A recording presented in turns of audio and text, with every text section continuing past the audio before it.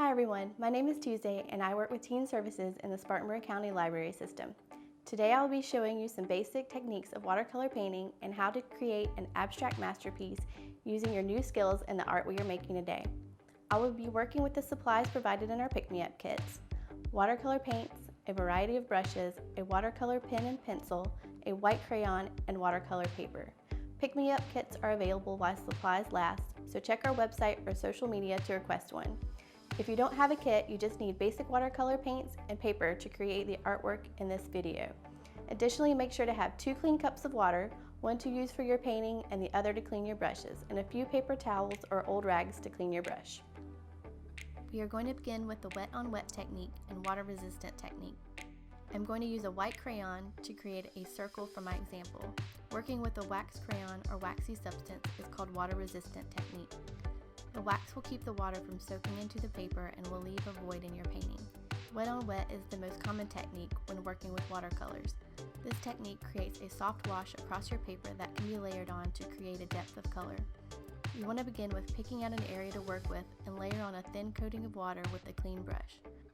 When working with these supplies, it is best to work on one small area at a time because you need to work somewhat quickly.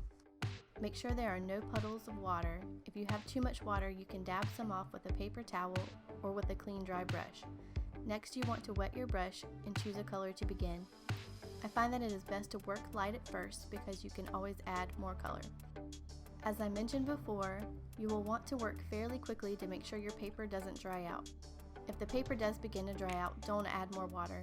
Let the paper dry completely and then start again by adding another thin layer of water. If you add more water while your paper is still damp, the colors can run together and create unwanted lines in your work. Here's an example of what the wet-on-wet technique will look like. You can also work with more than one color at a time. Just make sure you clean your brush before switching. Here's an example of how you can use the water-resistant technique. The next technique is wet-on-dry. Wet-on-dry is when you start with dry paper and a wet brush. This technique is good if you want to create texture in your work.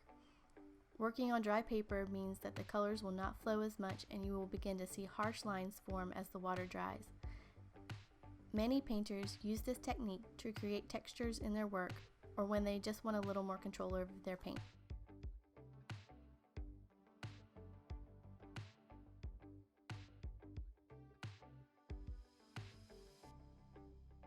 The last technique I will talk about today is DryOnDry. DryOnDry is when you use a mostly dry brush on dry paper. This technique is used when you want to create very precise lines. You still want to wet your brush a little, but the more water on your brush, the less control you will have over the paint. You can also use a watercolor pen or pencil with a fine tip to create precise lines in your work. Now you can take your practice pieces and turn them into a really fun work of art. For this piece, I found a template for a 1.5-inch hexagon, cut out the most interesting areas from my practice pieces, and glued them to the paper. Super easy, lots of fun, and it doesn't have to be perfect. Just keep practicing and have fun. I hope you all enjoyed this video. If you want to learn more, the library has lots of books on watercolor and painting available to check out. Share your watercolor creations with us on Instagram or Facebook and tag @SCPLTeens by July 22nd, 2020 for a chance to win a $25 Walmart gift card. Also be sure to follow us on social media to see what other programs are happening this summer.